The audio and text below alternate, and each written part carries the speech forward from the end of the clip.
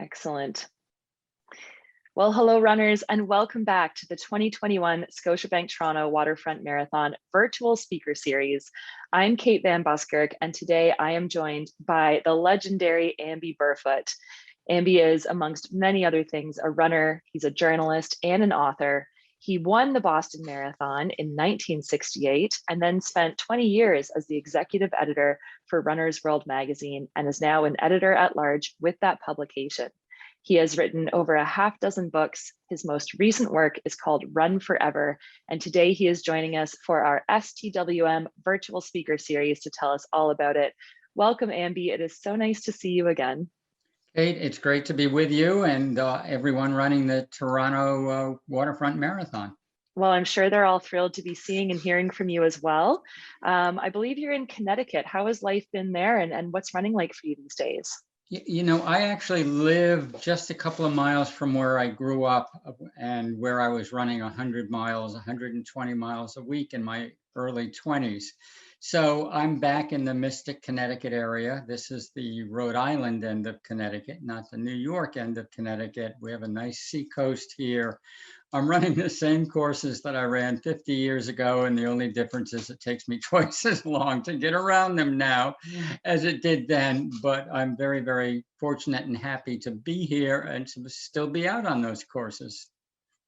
There must be so much nostalgia associated with that. And I'm sure so many memories and stories from over the years going back to those early running days of yours. We were just chatting before the recording started and you have some exciting racing goals yourself coming up. Can you tell us about those? Well, my race goals are not exciting except in the longevity sense. I am planning to run Boston again this year in October because when else am I going to get a chance to run in Boston October Marathon? My wife thinks I'm crazy, but to me, somehow that's a logical approach to it. But I'm excited that I'm running with a group of runners who have found themselves and each other over the last 18 months or so. All of us are 75 years or older. All of us have legitimate Boston qualifying times. Some of them are sick fast. They're still running like 3:35 and 3:40. A lot of us are in the 4:15 range, and we're all going to get together in person for the first time at Boston, about a dozen of us. And so we're very excited to meet a bunch of old geezers at the Boston Marathon in October. Well, and how thrilling that you'll be able to actually get together and not only run together, but see each other and collaborate again. I mean, it's been so long for so many of us that we haven't had these in-person races. You must be looking forward to that. Well, what's really fantastic about it is that while I'm the one that's a little bit known because I did win Boston 100 years ago or whenever it was, these other guys are not names that anybody in the world would recognize except maybe one or two other 75-year-olds who have had to race against them. But they're incredible athletes. They're incredible people. They have histories and careers and professions and achievements that are just phenomenal. And so it's a great time for us to get together and show and tell the fact that there are incredible runners, incredible age group runners everywhere, even if they aren't household names. Absolutely. And I was just telling you off the recording that I'll be in Boston as well because my dad and a number of his friends in the slightly younger 65 age group category are going to be there as well. So I'm not sure if we'll cross paths, Andy, but I'll certainly be on the lookout for you and your cohorts while you're in Boston, while we're all there celebrating together. Well, we'll be celebrating in Boston. And of course, everyone in my age group worships the memory of Ed Whitlock and all of his incredible achievements in the marathon, many of them in Toronto. So he is an inspiration to all of us who are trying to tell the world that there are many more, not quite as fast as Ed, that's for darn sure, but still out there doing the right thing for themselves mentally, physically, and just trying to stay active. That's a great reminder. I think Ed in many ways was peerless in his accomplishments at his age. I mean, that's factually true. He was a world record holder many times over, but he has many peers in the sense that he just loved to run at any age. And of course, we'll get into this with your book as well. But I think he was an inspiration across the board with any age group and any ability level because he transcended so much of those definitions we like to put ourselves in, whether it be age group or gender or anything like that. Well, he transcended in the sense of age, the sense of performance, and the sense of, hey, I'm not doing anything special. I don't take supplements. I don't do strength training. I don't stretch. I don't do this. I don't do that. I just run all day long. Right. And it got him exactly where he wanted to be. Absolutely. Well, you know what, Amby, that seems to be a perfect segue into the main bulk of our conversation today, which is about your newest book called Run Forever. I know it's a couple years old now. It came out in March of 2018. And you open the book by writing that, quote, running is the simplest of sports and deserves a simple book. And then you go on to follow that sentence Mhm. immediately with examples of how we, I think, really overcomplicate what is supposed to be this very simple sport. And after so many years immersed in this world of running, and after several books published already on, again, this very simple sport of ours, I'm wondering what made you excited about writing this book in particular. Well, I think it's the fact that after 50 years of running, maybe I'm up to 60 now, and being very, very interested in the sports science and the nutrition and strength training and all the stuff Ed Whitlock had no interest in whatsoever. I'm not sure how much I've learned over the last half century that we didn't know previously. It is an extraordinarily simple sport. I point out to people sometimes that it's a skill-free sport. I've played golf. That sucks because you have to be able to hit the 9-iron. I've played tennis, which sucks because you have to be able to hit a backhand. I've tried to swim the butterfly, and that's absolutely ridiculous because you drown. But essentially, every able-bodied person on this planet can run. And there's no indication, despite all the running form gurus out there, that there's a big, big difference to be gained by changing your stride one way or another. Maybe there is. I'm not opposed to that idea, but I haven't seen any lightning bolts from that field. So it's just a matter of determination and doing what's natural for all of us. And of course, those who have that mystical ingredient called talent rise to the surface, and others end up in the middle of the pack. But even in the middle of the pack, they get all the same benefits from the activity and the exercise and the healthfulness and vigor that we gain from running. They get just as much as the guys who break the world records, and probably fewer injuries along the way. Yeah, that's a very true story. So the title of your book is also the title of the last chapter, which again is Run Forever. And speaking of again your cohort of 75 plus and the legends like Ed Whitlock of the world, I'm curious as to why you chose that title and what it means to you. I chose the title, I think, because it was absurd on the one hand, as a factual statement. I realized that I'm not going to be running forever and that none of us are going to be running forever. And yet, at the same time, it seems to me a good metaphorical goal. I tell the story, I don't remember if this is in the book, but I'm sure it is, that my father, as he aged into his senior years, he thought the absolute epitome, the best thing that could happen in late life was to sit on the porch in the evening, watch the sunset, and sip a glass of lemonade or something like that. And I like to say, I love the porch, I love the rocking chair, I love the lemonade or even something stronger, but I don't want to be sitting there rocking the whole time. I'd like to start by walking up and down the beach for a couple of miles, or maybe even running up and down the beach several miles, depending on my age and abilities at that point. So we've changed expectations about what people want in their later years of life. And to me, it's, I hate to be a black and white kind of person, A or B, but you sort of have a choice between getting in that rocking chair and just staying there for the last 10 or 20, 30 years of your life, or getting out of the rocking chair as much time as you possibly can, and getting out there and moving. And, all movement is good to me. I love walking. I'll be walking more every year for the rest of my life. I recognize that. I'm fine with that. I love having a walking partner and just jabbering the whole time about all the subjects of interest in the world, of which there are certainly many. And I also love at those times when I'm ready for a bigger challenge or opportunity, such as running a marathon in Boston in October. I love the idea of getting excited, pumped up a little bit, not like I used to be, but a little bit, and going for a modest goal every once in a while, because modest goals are fantastic. You don't have to have the goal of setting an Ed Whitlock world record in the marathon. You can have the goal of finishing the Boston Marathon on Monday, and that works just about as well.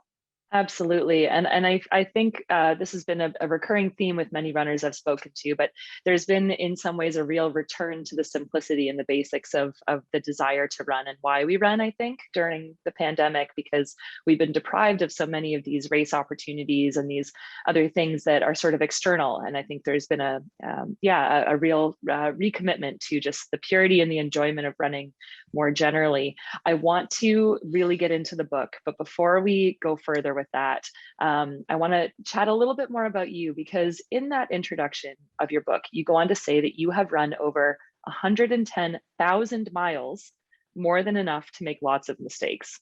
So let's start with that staggering mileage stat. When did you start running, Amby? And have you always kept a training log, or at least a mileage log, where you can, sort of confirm that you've run this enormous number of miles in your life? I'll answer the latter question first. Sure. I haven't kept a training log since I stopped running 100-mile weeks, which was in 1976. I have a log through 76, but not since then. I actually have a website that keeps track of a lot of people who have run more than 100,000 miles, and many of them have spreadsheets, and they have these incredible collections of every animal they've seen on their runs, and every pair of shoes they've worn, and every coin that they picked up from the road, and all of that. I don't have any of that stuff. I just know that I ran a lot of miles for 10 years of my life, and a very, very modest number, probably 25 miles a week for the last 50 years or so. Well, those add up. They add up.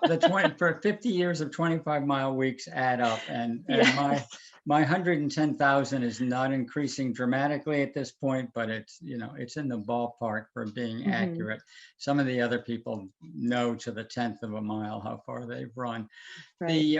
The first question was, I think, how I got started, and I'll briefly tell the story because it's very, very important. I had the incredible good luck of quitting basketball when I was in high school and joining the local cross-country team. At my high school, unbeknownst to me, the cross-country coach at my high school was John J. Kelly, Boston Marathon winner, two-time Olympic marathoner, and the best distance runner in America, literally for a decade. He won 8 consecutive national championships in the marathon a month after running Boston.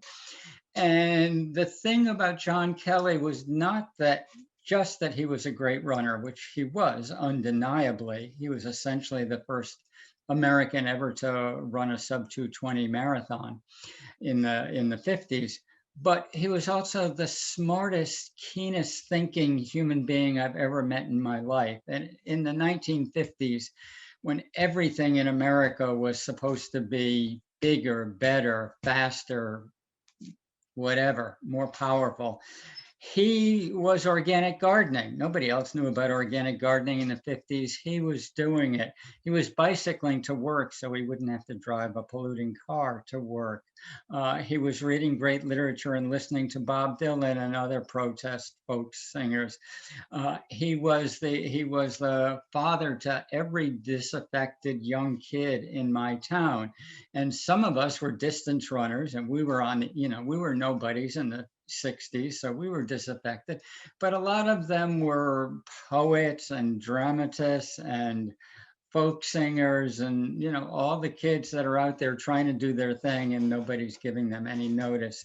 And Cal supported and encouraged everyone, and of course particularly in running, which was his area of excellence. He never gave me a list of 10 commandments. He never said, thou shalt train this way and thou shalt not do that.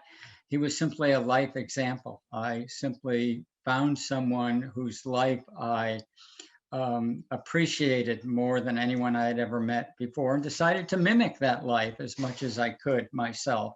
And I am not half the human being that he was, but I just tried to follow his good traits and pick up on his example. And so we ran through the woods, and we ran on trails, and we ran through hurricanes at the seacoast here, and blizzards. He loved foul weather. The worse the weather, the more eager he was to get out into it. And so I just picked up a sort of a vigorous attitude towards life and running, challenging myself, looking for adventures, and it all came from my mentor and coach, John Kelly. That's a beautiful story, Amby. Thank you for sharing that. And I think many of us who have had really impactful coaches at any point, or teachers in our lives, can relate to a lot of what you just said in terms of the leading by example, and not pushing or demanding anything, but sort of inspiring excellence through who they are as people. I think that's very impactful. I think so. I think mentor is one of my favorite words, because we can have an effect on people that we don't realize. And sometimes that effect doesn't manifest itself for 5, 10, 15, or 20 years, but people pick up on who we are and what we represent. And so I always try and think about those things when I am representing. That's great. Now, of course, having great mentors does not, exclude us from making mistakes. In fact, I think sometimes good mentors encourage us to make mistakes because we learn so much from them. But that's the really compelling sort of second part to that statement, is that you've made more than enough mistakes so that others don't have to. And I'm curious about what some of the biggest running mistakes are that you've made that you hope to guide others away from through this book. Well, the biggest mistakes I made were largely related to obsessiveness, obsessive training when injured, when I should have been backing off. And of course, that goes back to the time when I was young and fast, and lucky enough to challenge for and win the Boston Marathon. And so next I wanted to go for the Olympics. It's the obvious next stage, but midway between Boston and the Olympic trials that year, I picked up a strained muscle in my butt. And if I had probably taken a week or 10 days off, it would have just gone away on its own, but I was too obsessive to do that. And I spent literally 3 months resting every other day, because every other day I could barely pull my leg out of bed. I had to pick it up and get it over the edge of the bed in the morning. And then the next day, after taking a day off, I would go out and run 15 miles twice. So my training log was 0, 30, 0, 30, 0, 30. And my progression from along the road to injury recovery was 0, 0, 0, 0. I did not recover. I went to the Olympic trials injured. I still had that butt muscle, and I was going nowhere fast in the middle of that 1968 US Olympic marathon trial. So I dropped out, and that was essentially the end of my Olympic dream. I was not in good shape in 72. In 76, I was in good shape, and I went to the trials and finished 10th. And in the middle of the race, I was in 4th or 5th and had those whiffs of visions of making it onto the Olympics. But of course, a few people had paced the race better than I had, so they came whizzing past me in the last 3 or 4 miles. Hmm. Wow, such a history there. And again, lots of lessons learned. And again, mistakes made are often the best teachers. Speaking of, Olympians and those who have succeeded at the highest level, you list a really impressive roster of contributors to this book, both athletes and sports scientists and others. This might be a difficult question, but I'm wondering if you can pinpoint who some of the most memorable or compelling people have been that you've crossed paths with in your, half century plus in our sport. That is a tough one because I was, my deepest involvement in the sport as an athlete was the 10 years when people with names like Frank Shorter and Bill Rogers and then Joan Samuelson were beginning to pop up. And then my editorial days in the sport covered the next 20 or 25 years. And much has been written and reported about the first running boom from the mid 70s until whenever. And I just think I was extraordinarily fortunate to be involved in the sport at a deep level, both as a competitor first and then as an editorialist, a writer later. And it was just such an exciting time, and there was so much going on, and everybody was running fast in 1983. As you know, we don't know why. I mean, people can speculate all they want about why some of those early 80s years were so fantastic. The truth is, there's not a simple answer to that. But I think, I got to meet almost everybody. I got to go to a whole bunch of Olympics in a row in 80s, 90s, 2000s, 2012 was my last. I was incredibly interested in sports science. So I got to meet all of the great sports scientists, starting in the 1970s with David Kostal, 1980s Tim Noakes, perhaps. 1990s, I don't know who came after that. The cardiologists like Aaron Baggish, I've gotten to know very well, and Paul Thompson and Steve Blair. And so I've been interested in the full spectrum of the athlete's life, from the everyday training, which is what it's all about, to why does the everyday training work and how does it work best and what can be done to assist it, which is all the sports science trying to give us answers.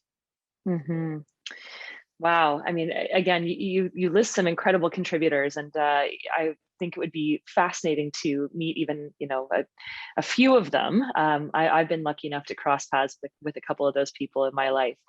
But again, they've obviously all really contributed to your sort of running life experience and to this book as well. And maybe it's, we should get into the book and break it down a little bit. You lay out 6 chapters, which are then broken down into what you call chaplets. And they're very concise. They're really beautifully laid out. You're really thoughtful about how you title each of these chapters and about their order. So maybe we can start by going over what the 6 chapters are, and then you could take us through the logic of the order of them. Kate, you've read the book much more recently and closely than I have. So yeah, you refresh my memory and I'll see how I can fill in the pieces. So starting with section 1 is getting started. Section 2 is nutrition for runners. Section 3 is going farther. Section 4, dealing with injuries. Section 5, getting faster.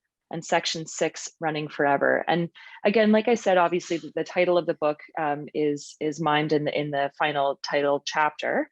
But you have so much anecdotal evidence, but also knowledge based on sports science and your own experience. I'm curious about, for instance, the choice to put going farther before getting faster. Because a lot of people really want to go fast. That's the fun part of running, right? Sure, Is when you sure. can feel really good and you get in that zone, you get the runner's high, and you're going at a good clip. So maybe we can start with a question like that. Why did you choose going farther before getting faster?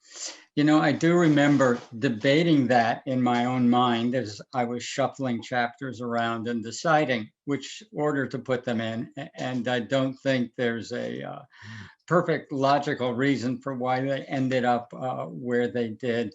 I think I felt that going farther was what more people were interested in as they built up to a marathon or a half marathon, perhaps, in this era where the focus on times is, let's face it, not quite what it was a decade or two ago. People now are much more interested in finishing a marathon than they are in bragging about their sub 3 hour time or whatever it was.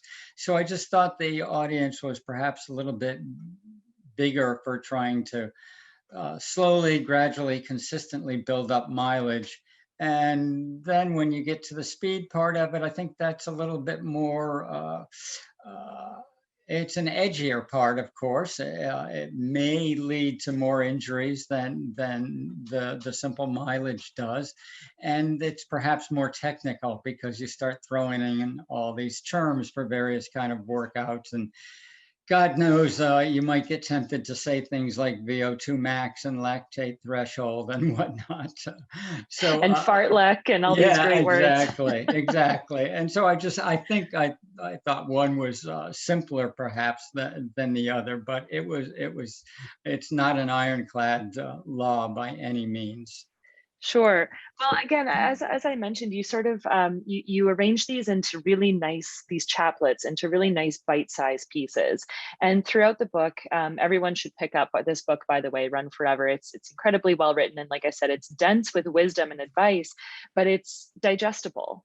And you head different sections of your chaplets with things like practice resilience in bold, and then you give a little key, a little piece of advice about how someone can practice resilience. Dream big. I mean, these are big concepts, but you break them down into easily readable, easily understood, micro pieces. When you set out to write this book, was your vision that someone would read it from start to finish, or is this meant to be sort of a guide that someone can bounce around through? Definitely the latter. It's definitely a bounce around guide. That's why the pieces are short and hopefully Mhm. digestible. As you note, let's not forget, I come from a magazine writing background. And so with magazines, we're not talking about 60,000 word books or 100,000 words. We're talking about sometimes pages that are just 600 words, and now they're even shorter, and articles, long articles, are 2,500 or 3,000 words. So I do believe in putting things in pieces when you're doing a how-to book such as Run Forever. And Mhm. a really key thing and an interesting little story from Runner's World in all the years that I was editor there. And of course, when you're editor of Runner's World, you get criticized steadily for the fact that you're publishing the same stuff every month. And I think we call that evergreen in the industry, Amby. yes, evergreen. And of course, I have to plead a little bit guilty to that because that's the truth. But the fact is, we did very, very detailed reader surveys, and our readers, God bless them, and Runner's World had extraordinarily high renewal rates, even with the Mhm. criticism of evergreen content. And I always told people the renewal rates are not high because I or anyone else is writing great articles. It's because the runners themselves are such outstanding, disciplined, determined Mm. folks who are really committed to their sport and their practice of the sport. So all credit to them. But our readers, God bless them, were only interested in four things. How many fingers have I got up there? Four. And there was nothing else they cared about. And here comes the list of four. Training, of Yep. course. Shoes, of course.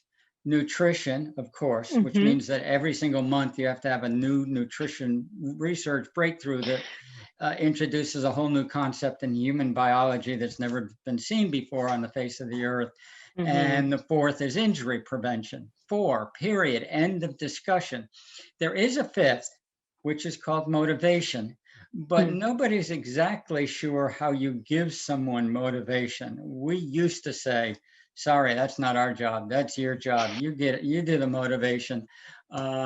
Later, the readers themselves told us that they got a lot of motivation from the personal anecdotes and stories of people in Runner's World. So we were helping them a little bit, but I'm still going to put the motivational piece on the back or shoulders of each individual runner out there. We all have many, many different reasons for running, and they're all good. I don't argue about anybody's reasons, but you kind of got to find them yourself. I'm not sure how much I can help you with that. Well, I think you're doing that right now. So again, we appreciate you joining us. That's kind of what the speaker series is meant to be. But in all those years spent working for a publication like Runner's World, which is really, you know, in many ways in the United States, certainly, and beyond, sort of a running Bible for folks if they're you know, renewal subscribers, as you say, or even new to the sport.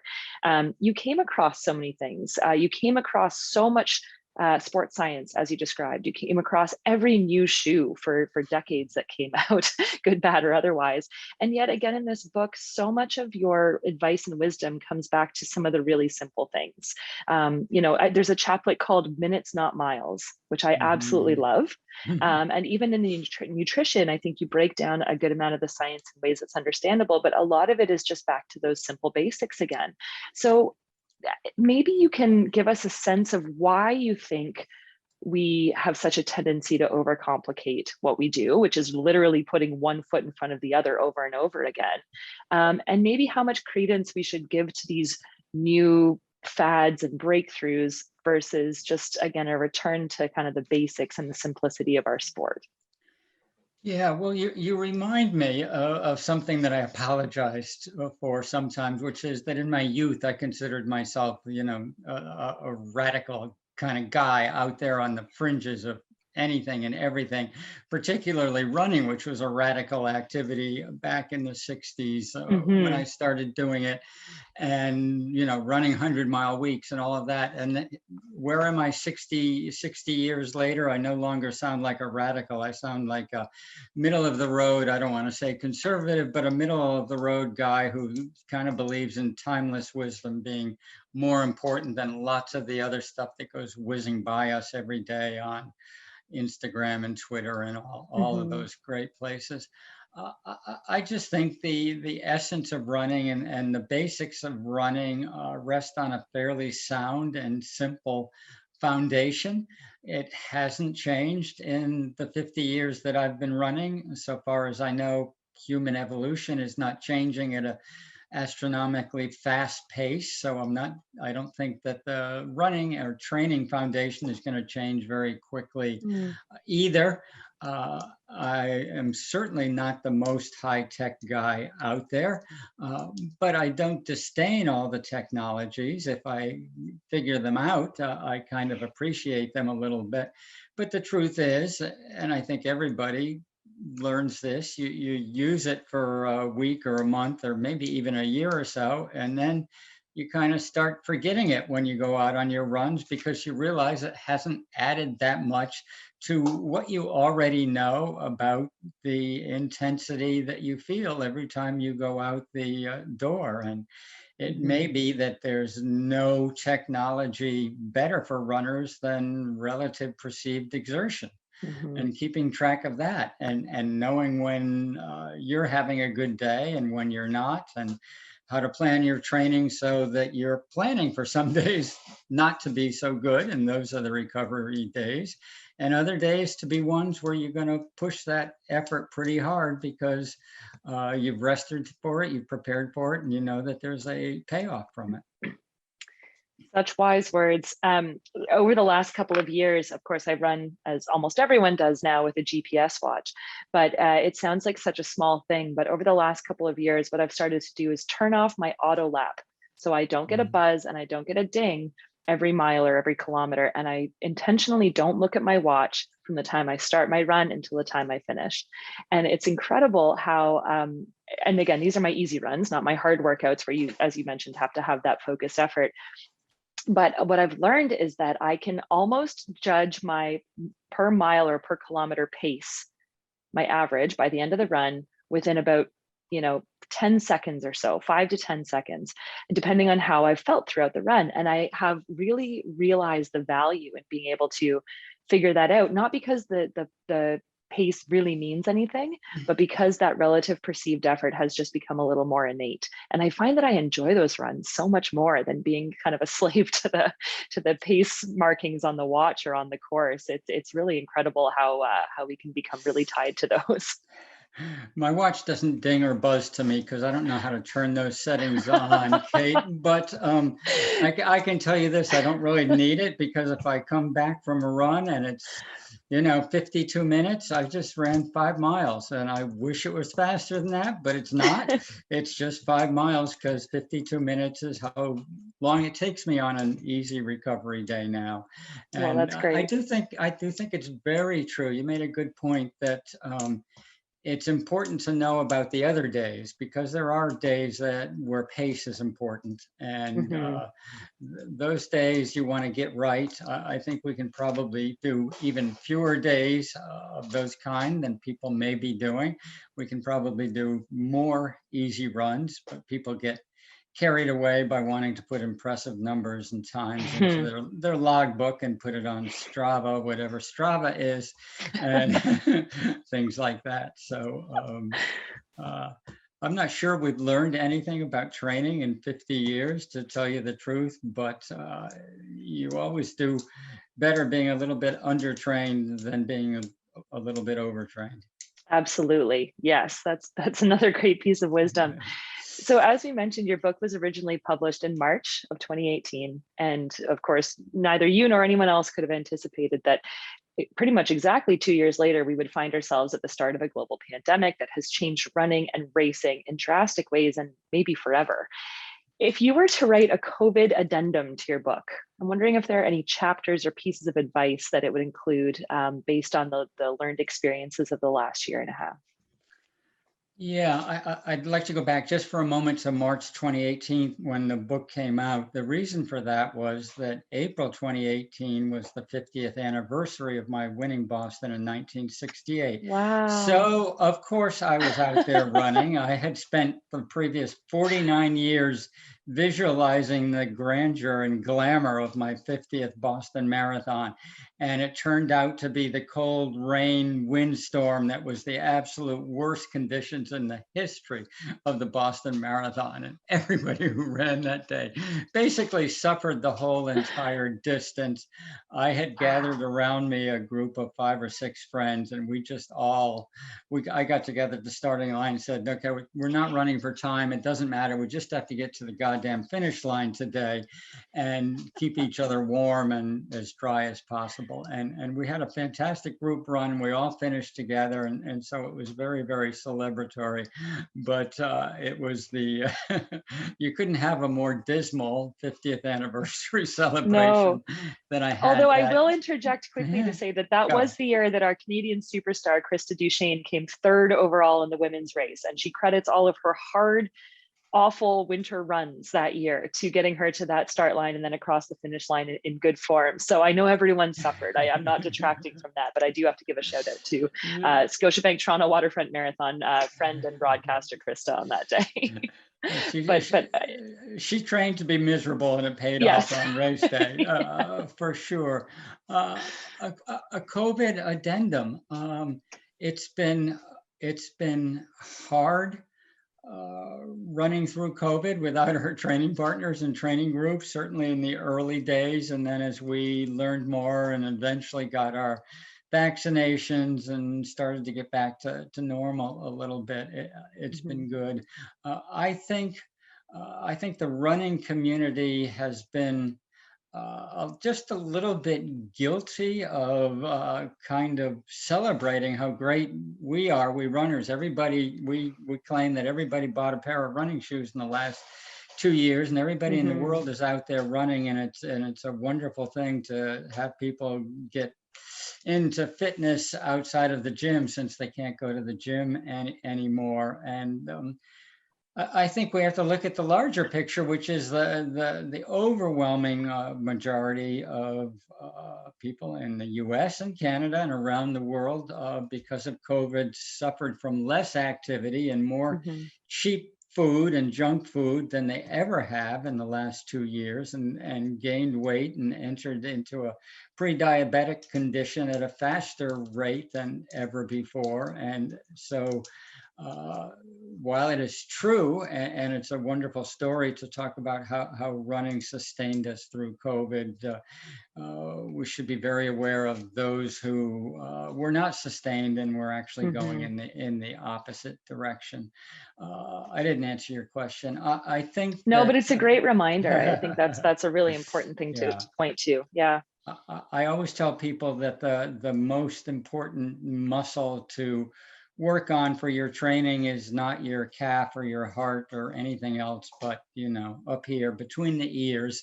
That's where great running comes from. And during COVID, it took a whole lot of mental effort for people, I think, to stick with their routines and keep training. And an astonishing number actually set personal records at some point during or after COVID. And so 3 cheers for them.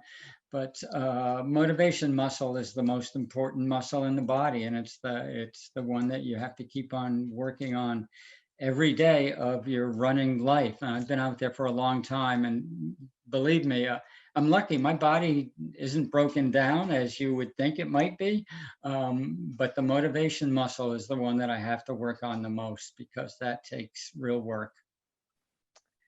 Well, speaking of motivation, just as we start to wrap up here, Amby, there's a line that you write that I absolutely love, which is, while none of us can know for sure if running will add years to our life, there is no doubt that it will add life to your years. And we just spoke about how many people started running during the pandemic, and whether we pat ourselves on the back for that or not. I think going back to motivation, everyone's motivation is different, but lots of people probably throughout COVID and before started running with the intention of leading a more healthy, active life, or with that explicit goal of living longer. And of course, there's nothing wrong with that, but I'm wondering why you chose to write this line, and maybe what the pursuit of adding life to our years, why that's more profound and perhaps sustainable than just seeking to add years to our life. Sure. Well, that's precisely the anecdote I told earlier about my father and the lemonade and the rocking chair and the sunset. And those things are wonderful. But a great friend and teacher of mine, Walter Bortz, wrote that, let me see if I can get this right. We live too short and die too long, meaning Hmm. that so many people become chronically ill at 55 or 60.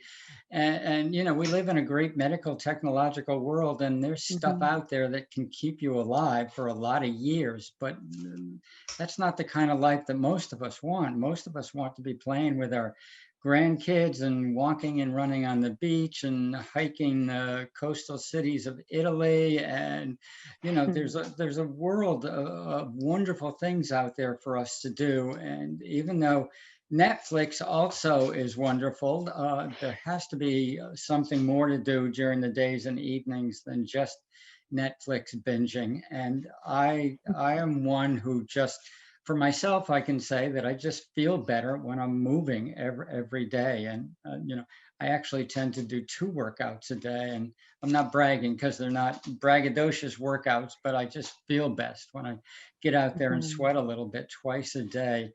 And it's very, very hard to convince someone who's out of shape and can't make it to the mailbox and back that running actually adds vigor and life and energy to your Mhm. days, because they think, the image of the marathoner is the skinny person in underwear who pukes and collapses when they cross the finish line. And so everybody thinks that we're just a bunch of skinny, worn out, vomiting people. But the fact is that we're living an extraordinarily full life, and trying to live as full a life as possible, intellectually and mentally and physically, is what I use as motivation to keep me going. Mhm. Well, that's beautiful.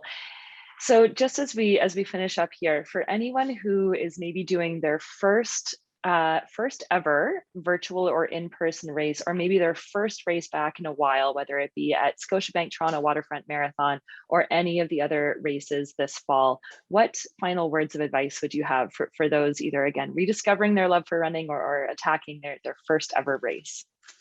Yeah, I think you should go into the race fearful and confident at the same time, because Oh, the fear gets you going and makes you tingle a little bit, and that's fun, and it's wonderful to imagine this impossible Herculean task that you're about to undertake. And you will be successful, because 98, 99% of people finish their marathons. And for sure, if you're setting some outrageous goal, it's very, very tough. But if you're running for the experience and the adventure and the self-fulfillment and the health and fitness and part of a family or collegial kind of situation, then the time is not so important as enjoying the full experience. I mean, there's no sense in not hitting the wall. You want to hit the wall. That's what the marathon is all about. right. If you don't suffer that 6 miles, then you're doing something wrong, or maybe you're running under 2 hours so that you don't hit the wall. But most of us aren't running under 2 hours, and we're going to have a tough time out there. But we're tough, resilient people, and we get through it. And it's great fun telling the stories to our friends afterwards.